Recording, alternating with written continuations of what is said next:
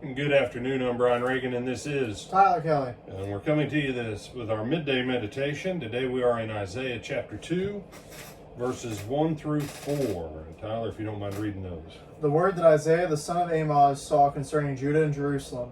Now it shall come to pass in the latter days that the mountain of the Lord's house shall be established on the top of the mountains, and shall be exalted above the hills, and all nations shall flow to it. Many people shall come and say, Come and let us go up to the mountain of the Lord, to the house of the God of Jacob. He will teach us his ways, and we shall walk in his paths. For out of Zion shall go forth the law, and the word of the Lord from Jerusalem.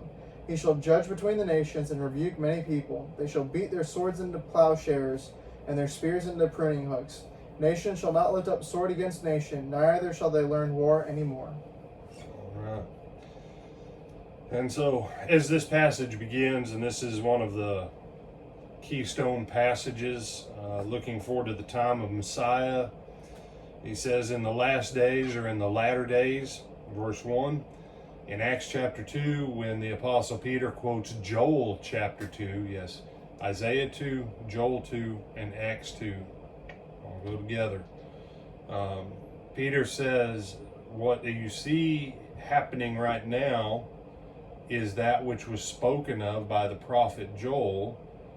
And then he begins to quote Joel 2, 28 through 32, where he says, in the last days, or in the latter days.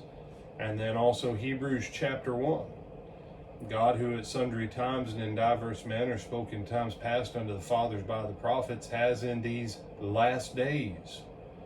And so the last days have been with us now since the day of Pentecost. The moment Christ ascended the throne and instituted the church, the clock started ticking on the last days. That is the time of the closing out of this creation in anticipation of the new creation. And so the last days have been here for a while.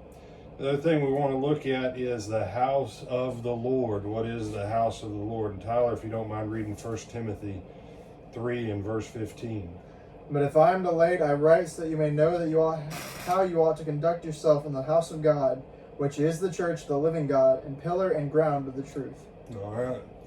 And so he says here in verse 3, many people shall go and say, Come, let us go up to the mountain of the Lord, to the house of the God of Jacob. And you say, oh no, that's talking about the physical temple. No.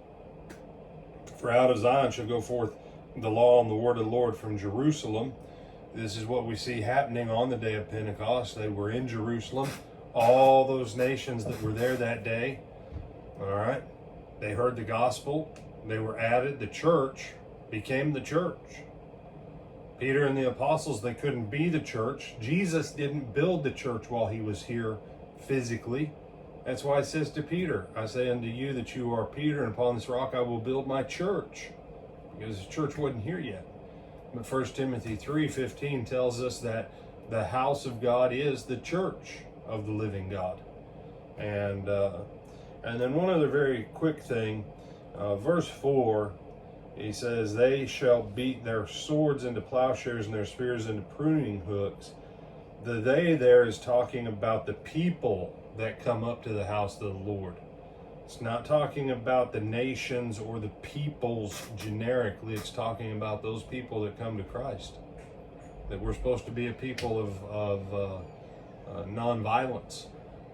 And there's a difference between being a people of nonviolence versus being a people who are pacifistic. And that's a different discussion for a different day. Do you have anything else you want to add on this one, Tyler? No, sir. All right.